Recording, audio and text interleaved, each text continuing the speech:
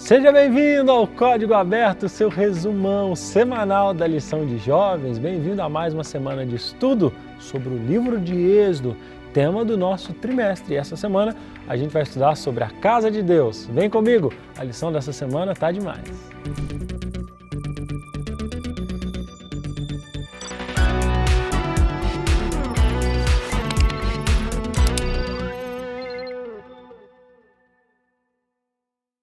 Que bom ter você em mais uma semana de estudo da lição de jovens, e essa semana a gente vai falar um pouquinho sobre a casa de Deus. Vamos ver isso no livro de Êxodo.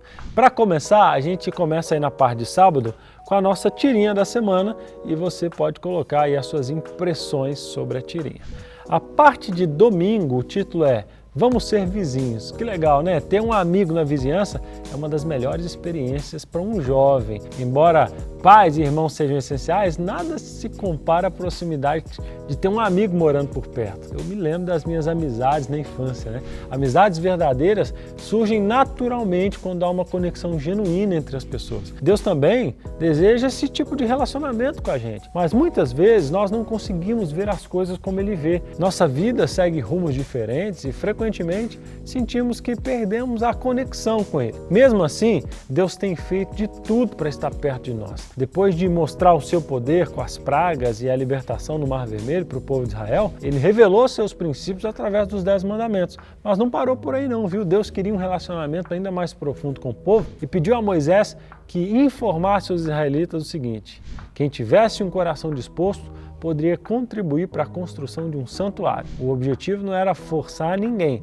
mas envolver aqueles que desejavam criar esse vínculo com o Senhor. Deus queria construir a sua casa ao lado do povo, fortalecendo ainda mais esse relacionamento. Veja só, um Deus pessoal, um Deus que quer estar junto, o Deus criador de todo o universo querendo habitar no meio de um povo pecador. Impressionante, né? Aí a segunda-feira, o título é Revelar, Ocultar, Restaurar. Veja, Deus disse a Moisés que o propósito do santuário era para que ele pudesse habitar com o povo. Mas por que Deus precisava de um local físico? Por que ele precisava de uma estrutura? Veja, o santuário era uma maneira de Deus se aproximar do povo de uma forma concreta, já que fisicamente eles não iam poder ver o Senhor. Era um lembrete da sua presença, mesmo sem uma manifestação visível. Além disso, o santuário servia como um lugar de ocultação. Quando Deus falou aos israelitas, eles ficaram aterrorizados e pediram que Moisés falasse por ele. E o santuário permitiu que Deus estivesse perto,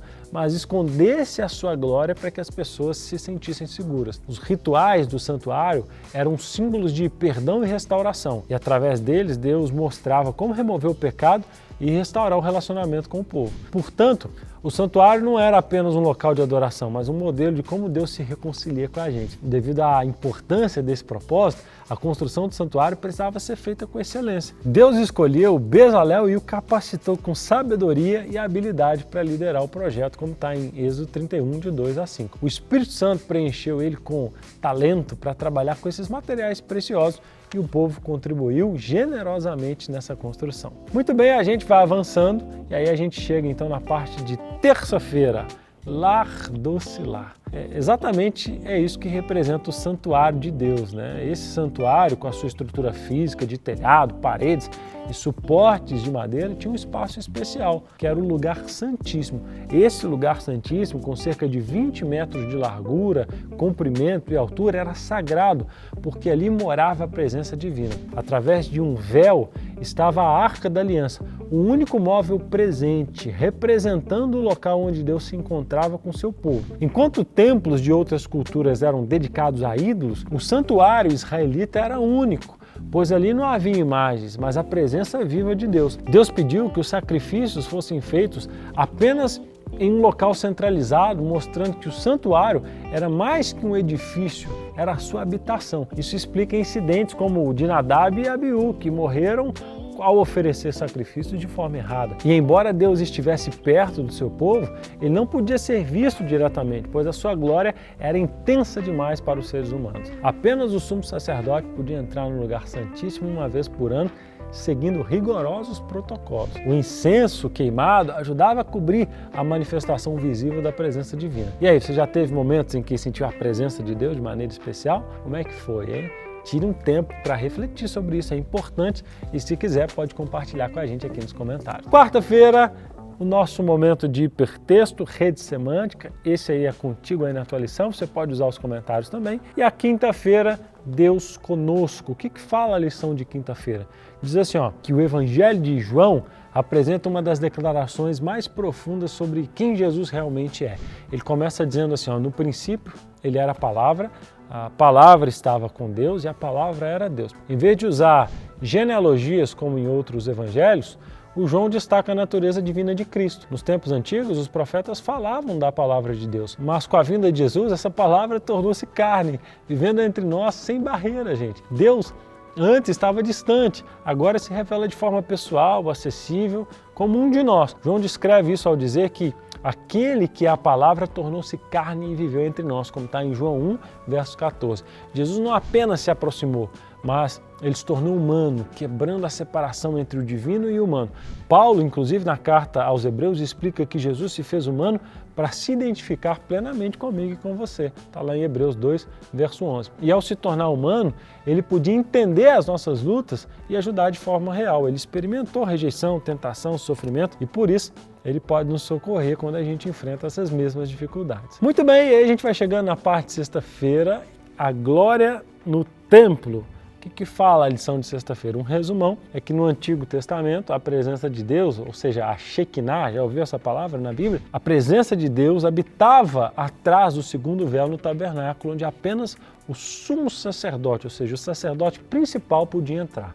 Esse local refletia a glória do templo celestial, onde Cristo, o nosso sumo sacerdote, ministra por nós. Embora os judeus tentassem mostrar que a promessa de Deus se cumpriu, o segundo templo não foi honrado pela nuvem de glória, mas pela própria presença de Deus em Cristo Jesus. Quando ele entrou no templo, a glória de Deus foi manifestada de maneira única.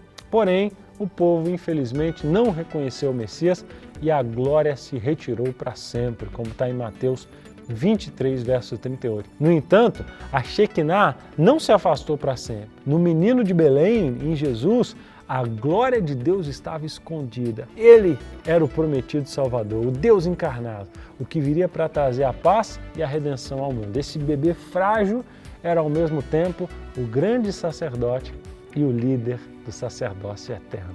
Louvado seja o nome de Jesus. Que bom que você ficou comigo até o final dessa lição, que lição maravilhosa, e eu espero que tenha edificado a sua vida. Compartilhe o link desse vídeo com a sua classe de jovens. Não se esqueça de fazer aqui o Quiz da Esperança no QR Code de sexta-feira e na descrição do vídeo, como sempre, nós temos perguntas para ajudar aí a sua discussão em grupo na classe no próximo sábado. Falando no próximo sábado, eu te espero então na semana que vem com uma próxima lição. A gente está chegando na reta final desse trimestre. Deus te abençoe e até lá.